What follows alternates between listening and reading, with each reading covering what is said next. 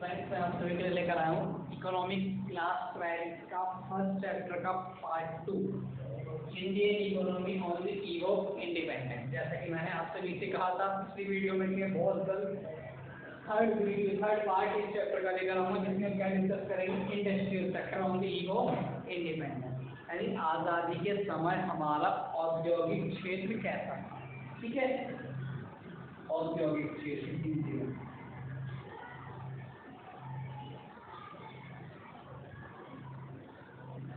हिंदी और इंग्लिश वालों को कोई प्रॉब्लम हो तो मुझे कमेंट कर देना कि मतलब हिंदी में समझ नहीं आता या फिर इंग्लिश में जल्दी से ट्रांसलेट नहीं कर पाते, तो मैं हिंदी में ज़्यादा कराऊंगा और इंग्लिश में कम कराऊंगा। बिकॉज हिंदी और इंग्लिश दोनों एक साथ करने से कंबाइन हो जाते हैं तो मुझे प्रॉब्लम होती है। ठीक है, तो मैं बेसिक इंग्लिश में ज़्यादा कराता हूँ और हिंदी ट्रांसलेट करके बताता हूँ। ठीक है, तो मैंने लास्ट वीडियो में कराया था आप सभी को agriculture sector on the eve of independence, यानी कि आज़ादी के समय हमारा कृषि क्षेत्र कैसा था। ठीक है, कृषि क्षेत्र को करने के बाद जब नया सेक्टर करेंगे इंडस्ट्रियल सेक्टर, यानी कि औद्योगिक क्षेत्र कैसा था आज़ादी के समय। ठीक है, तो आज़ादी के समय हमारा इंडस्ट्रियल सेक्टर था कैसा था वो हम इस वीडियो में पढ़ेंगे। तो एक चीज़ समझनी पड़ेगी हमें इंडस्ट्रियल सेक्टर को करने से पहले, वो क्या कि जब हमारा देश आज़ाद हुआ तो आज़ाद होने से पहले हमारे देश पर अंग्रेजों का शासन हुआ लगभग 200 वर्षों तक। मैंने बताया था 1757 से पेटल और प्लास्टिक के युग के बाद हमारे यहाँ इसकी स्थापना होती है, ब्रिटिश शासन की स्थापना, ब्रिटिश रूलर्स की स्थापना। लेकिन 15 अगस्त 1947 को हमारा देश आज़ाद होता है और तभी तक ये चैप्टर पढ़ रहे हैं आज़ादी के समय हमारे इकोनॉमी कैसी थी।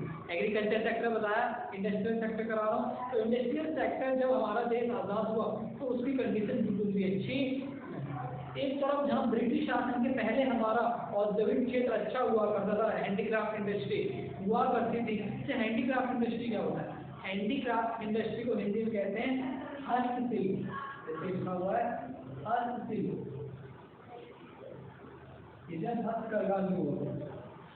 हस्तशिल्प जो हाथों से चीजें बनती हैं, हमारे घर में कई सारी चीजें बनी होती हैं जो हाथों से बने होते हैं, खिलौने होते हैं, कई सजावटी के इस्तेमाल होते हैं, हाथों से बने हुए घर पे ऊन वगैरह से बनते हैं, तो उन्हीं को बोला जाता है जो हाथों से बनाया है।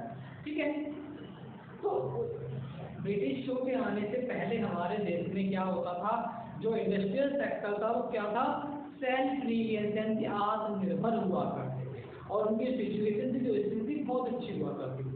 लेकिन अंग्रेजों के आने के बाद हमारा जो इंडस्ट्रियल सेक्टर था वो क्या होता गया, बैकवर्ड होता गया, पिछड़। वही हम इस टॉपिक में करेंगे इंडस्ट्रियल सेक्टर कैसा था, उसके फीचर्स पढ़ेंगे। Features of industrial sector on the eve of independence, यानी कि आज़ादी के समय हमारा औद्योगिक क्षेत्र कैसा। ठीक है, तो मैं करा देता हूँ पहला feature, decline of handicraft industry.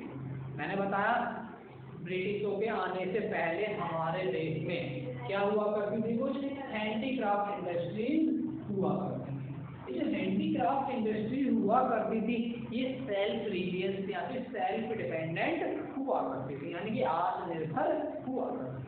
लेकिन जैसे ही अंग्रेज आने लग जाते हैं, ब्रिटिश और रूल स्टार्ट हो जाता है इंडिया में, तो जो हैंडीक्राफ्ट इंडस्ट्री है उनका क्या होने लग जाता है, डिक्लाइन, यानी कि डिके हो जाती है, इनका पतन हो जाता है। हिंदी में हस्तशिल्प का पतन। ठीक है, हिंदी में डिक्लाइन ऑफ हैंडीक्राफ्ट इंडस्ट्री, हस्तशिल्प का। ठीक है, पहला फीचर क्या था हमारा इंडस्ट्रियल सेक्टर का आज़ादी के समय, कि जो हमारी हैंडीक्राफ्ट इंडस्ट्री थी, जो हस्तशिल्प का जो औद्योगिक क्षेत्र था उसका क्या हो गया, पतन हो गया, उसका अंत हो गया। क्यों हो गया, उसके कई सारे रीजन थे। जैसे अंग्रेज वो अगले टॉपिक में कहेंगे कि हैंडीक्राफ्ट इंडस्ट्री का अंत क्यों होगा, अलग से इसमें 4 मार्क्स का क्वेश्चन आता है कि why are decline handicraft industry या फिर why are decay handicraft industry, Bharat में हस्तशिल्प का पतन क्यों हो गया, वो अगले टॉपिक में। अगर फीचर्स पढ़ रहे हैं, फीचर्स क्या क्या है, विशेषताएं क्या क्या है हमारे इंडस्ट्री। ठीक है, तो क्या हो गया हमारा हैंडीक्राफ्ट इंडस्ट्री का यानी हस्तशिल्प का पतन हो गया अंग्रेजों की नीतियों के कारण। ठीक है, second feature adverse effect of handicraft industry. ठीक है, तो जब हमारी हैंडीक्राफ्ट इंडस्ट्रीज हुआ करती थी ब्रिटिश रूल के आने से पहले, तब इन हैंडीक्राफ्ट इंडस्ट्रीज में हमारी पॉपुलेशन का बहुत बड़े हिस्सा इसमें काम किया करता था। ठीक है, लगभग 30 से 32% लोग इस इंडस्ट्री में वर्क ऑक्यूपेशनल हुआ करते थे। लेकिन जैसे ही वो आए अंग्रेजी का क्या होगा, डिके हो गया और इसके डिके होने का, इसके पतन होने कुछ गलत प्रभाव, नकारात्मक प्रभाव पड़े, जैसे कि अनएम्प्लॉयमेंट बढ़ गया, यानी कि बेरोजगारी बढ़ गई। ठीक है, हो जाएगा। सेकंड, जो हमारी अनएम्प्लॉयमेंट इंक्रीज हो गई और जो हैंडीक्राफ्ट इंडस्ट्री था, इस हैंडीक्राफ्ट इंडस्ट्री के डिक्लाइन होने के कारण कई सारे जो जीडीपी थी हमारी, उस जीडीपी में हैंडीक्राफ्ट इंडस्ट्री का रोल हुआ करता था वो लगभग 0%। यानी कि आज़ादी से अंग्रेजों के आने से पहले हमारी जीडीपी में हैंडीक्राफ्ट इंडस्ट्री का बहुत बड़ा योगदान होता था, बहुत बड़ा रोल होता था, लेकिन इसके डिक्लाइन होने से क्या हो गया, हमारी जीडीपी में इसका रोल कम हो गया। तो वही third feature, lack of capital goods industry. Capital goods क्या होती है? पूंजीगत वस्तु, हिंदी में पूंजीगत वस्तु। ठीक है, पूंजीगत वस्तु। पूंजीगत वस्तुएं वे वस्तुएं होती हैं जिनका प्रयोग उत्पादन की प्रक्रिया में होते हैं, जैसे कि मशीनें। ठीक है, मशीनें क्या होती है, हमारी पूंजीगत वस्तु। ठीक है, और कंजम्पशन वो वस्तुएं होती है, हमारा मैक्रो टॉपिक है, फिर बताता हूँ। वो वस्तु यानी कंजम्पशन वस्तुएं वे वस्तुएं होती हैं जो हमारी मानवीय आवश्यकताओं को प्रत्यक्ष रूप से संतुष्ट, और पूंजीगत वस्तुएं जिनका उत्पादन की प्रक्रिया में क्या होता है, जरूरी होता है। ठीक है, तो जो हमारे देश में कैपिटल गुड्स की इंडस्ट्री थी वो ना के बराबर हुआ। ठीक है, ये इंडस्ट्रियल सेक्टर का फीचर क्या, ये पूंजीगत वस्तु जो उद्योग हुआ करते थे वो उद्योग बहुत कम मात्रा में या फिर ना के बराबर हुआ करते थे, अभाव था, पूंजीगत वस्तुओं का अभाव। ठीक है, अगला feature, low contribution to GDP. हमारी जीडीपी में मैंने बताया था, जब मैंने फर्स्ट टॉपिक कराया था एग्रीकल्चर सेक्टर, उस एग्रीकल्चर सेक्टर में बताया था जो हमारी जीडीपी थी, जीडीपी में लगभग 72% योगदान किसका हुआ करता था, एग्रीकल्चर सेक्टर का हुआ था। ठीक है, और कुछ सर्विस सेक्टर भी हुआ करता थे, लेकिन इंडस्ट्रियल सेक्टर का हमारी जीडीपी में बहुत कम रोल हुआ करता था। जीडीपी क्या होती है हिंदी में, सकल घरेलू उत्पाद, ग्रॉस डोमेस्टिक प्रोडक्ट। यानी एक लेखा वर्ष में, एक अकाउंटिंग ईयर में जो हमारी कंट्री में सर्विस और गुड्स का प्रोडक्शन हुआ है, उस प्रोडक्शन का मार्केट वैल्यू को क्या बोला जाता है, जीडीपी बोला जाता है। तो उस हमारी जीडीपी में इंडस्ट्रियल सेक्टर का बहुत कम कॉन्ट्रीब्यूशन। ठीक है, ये थे हमारे कितने फीचर इंडस्ट्रियल सेक्टर। अगेन बता रहा हूँ, रिकेप कर रहा हूँ कि आज़ादी के समय जो हमारा इंडस्ट्रियल सेक्टर था उसकी क्या क्या विशेषताएं, क्या क्या फीचर। पहला, जो हमारी हस्तकला इंडस्ट्री थी, जो हमारी हैंडीक्राफ्ट इंडस्ट्री थी, उसका क्या हो गया, पतन हो गया। ठीक है, कुछ नकारात्मक प्रभाव पड़े, हमारी जीडीपी में उसका कम रोल हो गया और अनएम्प्लॉयमेंट बढ़ गया, यानी बेरोजगारी की जो दर थी वो हाई लेवल के इंक्रीज पर। ठीक है, अगला, जो पूंजीगत उद्योग थे, पूंजीगत वस्तु के उद्योग हुआ करते थे वो ना के बराबर। ठीक है, अगला, जो हमारी जीडीपी, जो हमारा सकल घरेलू उत्पाद था, उसमें हमारे एग्रीकल्चर सेक्टर का बहुत कम रोल हुआ। ठीक है, हो जाएगा, ये कहते हैं हमारे इंडस्ट्रियल सेक्टर। ठीक है, अब इंडस्ट्रियल सेक्टर में मैंने बताया कि जो हमारी हस्तकरघा इंडस्ट्री थी, हस्तशिल्प था, उसका क्या हो गया, पतन, डिक्लाइन। तो क्वेश्चन बनता है कि क्यों डिक्लाइन हो गया, बहुत इंपॉर्टेंट क्वेश्चन है, 4 मार्क्स का आता है और आज भी चुका है कई बार। ठीक है, कि व्हाई आर डिक्लाइन हैंडीक्राफ्ट। तो मैं अगला टॉपिक कराने जा रहा हूँ कि इसका अंत क्यों हो गया, ध्यान से सुनना, मजा आने वाला है इस टॉपिक में। ठीक है,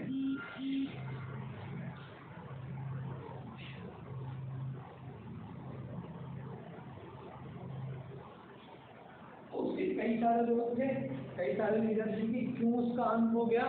जैसे कि पहला, डिस्क्रिमिनेटरी टैरिफ पॉलिसी, डिस्क्रिमिनेटरी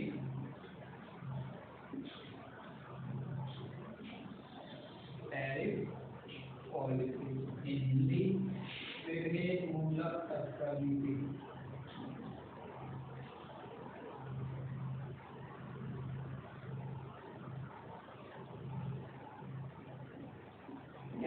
तो पहला रीजन क्या था हमारा, डिक्लाइन ऑफ हैंडीक्राफ्ट इंडस्ट्री का डिके चूज का अंत हो गया, जो भी एक यूजर करता है। अभी थर्ड क्या discriminated tribal policy by chance पूछ ले 1 मार्क्स में, क्या था डिस्क्रिमिनेटेड ट्राइबल पॉलिसी? तो इस पॉलिसी में अंग्रेजों ने क्या किया था, उन्होंने जो भारत से रॉ मटेरियल को लेकर जाते थे, कच्चे माल को जो लेकर जाते थे इंडिया से, उस पे उन्होंने जो निर्यात शुल्क होता है, कि जो एक्सपोर्ट होता है, एक्सपोर्ट टैक्स जो होता है, उसको क्या करते हैं, 0 कर दिया। यानी बिना निर्यात शुल्क के, बिना एक्सपोर्ट टैक्स के यहाँ से वो क्या लेकर जाने लगे, रॉ मटेरियल को लेकर जाने लगे। ठीक है, और उन्होंने दूसरी तरफ जो इम्पोर्ट टैक्स होता है उसको पे भी क्या लगा दिया, टैक्स। ठीक है, इसी कारण से जो हमारी हस्तशिल्प थी, उन्होंने हमारे हस्तशिल्प पर, हैंडीक्राफ्ट इंडस्ट्री पर क्या लगा दिया, टैक्स लगा दिया। यानी कि अगर कोई इंडिया का बिजनेसमैन इसको बाहर की कंट्री में भेजता है, इसका निर्यात करता है बेचने के लिए, तो ब्रिटेन गवर्नमेंट ने क्या कर दिया, उस निर्यात पर टैक्स लगा दिया, हाई लेवल का टैक्स लगा दिया। इसी कारण से भारत के व्यापारी हैंडीक्राफ्ट इंडस्ट्री के वो बाहर अपनी हैंडीक्राफ्ट वस्तु को बेचने नहीं जाते थे। क्यों? तो उसकी लागत बढ़ गई, और जैसे ही व्यापारियों की लागत बढ़ गई, उन्होंने इसका निर्यात करना बंद कर दिया। इसी कारण से हमारे जो हैंडीक्राफ्ट इंडस्ट्री थी उसका क्या हो गया, डिक्लाइन हो गया, उसका पतन हो गया। ठीक है, अगला disappearance of princely state।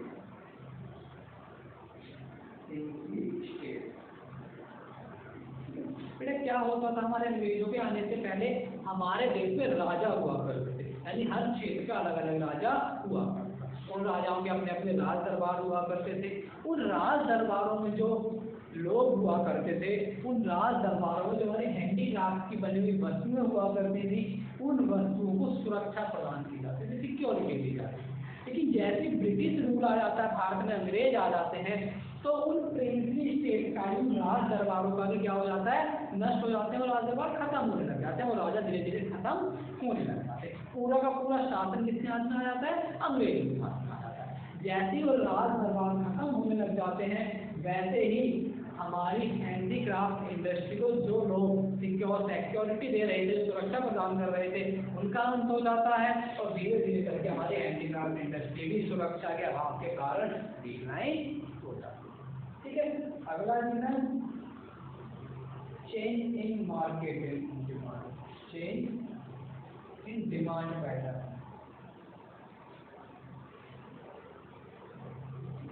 तो क्या चेंजिंग डिमांड पैटर्न, यानी कि मांग में बदलाव। तो क्या होता है, हमारे देश में अंग्रेजों के आने से पहले मशीनों की बनी हुई वस्तुएं बहुत कम हुआ करती थी, और इसका जो वस्तुएं हुआ करती थी, किसकी हुआ करती थी, हाथों से बनी हुई हुआ करती थी, हैंडीक्राफ्ट वस्तु हुआ करती थी। लेकिन जैसे ही भारत में कैपिटल गुड्स की इंडस्ट्रीज आने लगे, अंग्रेज भारत में मशीनें लेकर आने लगे, ठीक है, और जो मशीनों की बनी हुई वस्तुएं ब्रिटेन से लाकर यहाँ पर बेचते थे, तो क्या होने लगा, हैंडमेड गुड्स और मशीन मेड गुड्स के बीच में कंपटीशन होने लगा। इस कंपटीशन में सिंपल सी बात है, जो मशीन की बनी हुई वस्तुएं होती हैं, जो उनकी लागत होती है, उनकी कॉस्ट ऑफ प्रोडक्शन होती है, वो बहुत कम होती है।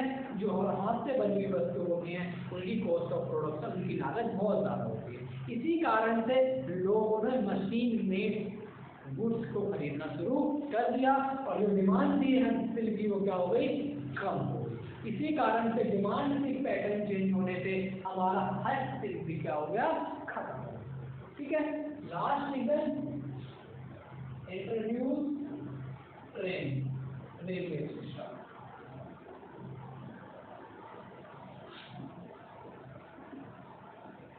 ठीक है, तो अंग्रेजों ने भारत में अपनी वस्तुओं को बेचने के लिए, अपना व्यापार को बढ़ाने के लिए, अपने सेल्फ प्रॉफिट के लिए क्या इंडिया में लेकर आया, वो रेलवे को लेकर आया। 1850 के दशक में उसकी शुरुआत की भारत में रेलवे को लाने की। उसका सेल्फ उद्देश्य क्या था, सिर्फ और सिर्फ कि भारत के बाजार को अपने कब्जे में लेना। और इसी के माध्यम से, रेलवे के माध्यम से ही अंग्रेजों ने क्या शुरू कर दिया, अपने देश में बनी हुई वस्तुओं का एडवर्टाइजमेंट करना शुरू कर दिया। यानी बहुत जल्दी वो वस्तुएं यहाँ से दूसरे स्थानों पर पहुँच जाती थी। इस कारण से भी हमारा का पतन। ठीक है, तो ये था हमारा इंडस्ट्रियल सेक्टर यानी कि औद्योगिक। अगेन बता रहा हूँ कि आज़ादी से पहले यानी कि अंग्रेजों के आने से पहले हमारे देश में जो हैंडीक्राफ्ट इंडस्ट्री हुआ करती थी वो सेल्फ रिलायंस हुआ करती थी, यानी कि आत्मनिर्भर हुआ करती थी। लेकिन उनके आने के बाद जो हमारी हैंडीक्राफ्ट इंडस्ट्री थी उसका क्या हो गया, डिक्लाइन हो गया। क्यों डिक्लाइन हो गया, मैंने बताया कई सारे रीजन लास्ट टाइम भी कराया, इसकी टैरिफ पॉलिसी के कारण। अगला जो राज दरबार हुआ करते थे, राजा हुआ करते थे, उनका अंत हो गया।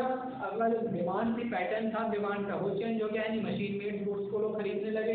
और लास्ट रेलवे स्ट्राइक, यानी जब रेलवे भारत में आगमन हो गया रेलवे का, तो इस कारण से भी भारत में क्या हो गया, का पतन हो गया। अगला फीचर बताया था मैंने, एडवर्स इफेक्ट पढ़ा था हमारा हैंडीक्राफ्ट इंडस्ट्री, कुछ नकारात्मक प्रभाव पड़े थे, जैसे कि हमारे देश में बेरोजगारी बढ़ गई। ठीक है, यही कुछ हमारा इंडस्ट्रियल सेक्टर था। मैं नेक्स्ट वीडियो में आपके लिए एक नया सेक्टर, क्या, फॉरेन ट्रेड, यानी भारत का आज़ादी के समय विदेशी व्यापार कैसा था वो लेकर आऊंगा, यानी कि फॉरेन ट्रेड, विदेशी व्यापार। वही बहुत इंपॉर्टेंट टॉपिक है कि इंडस्ट्रियल सेक्टर के बाद जो हमारा फॉरेन ट्रेड आता है वो क्या है। अगर आपको ये वीडियो समझ आई हो, अच्छी लगी हो, तो लाइक, सब्सक्राइब और कमेंट जरूर करें।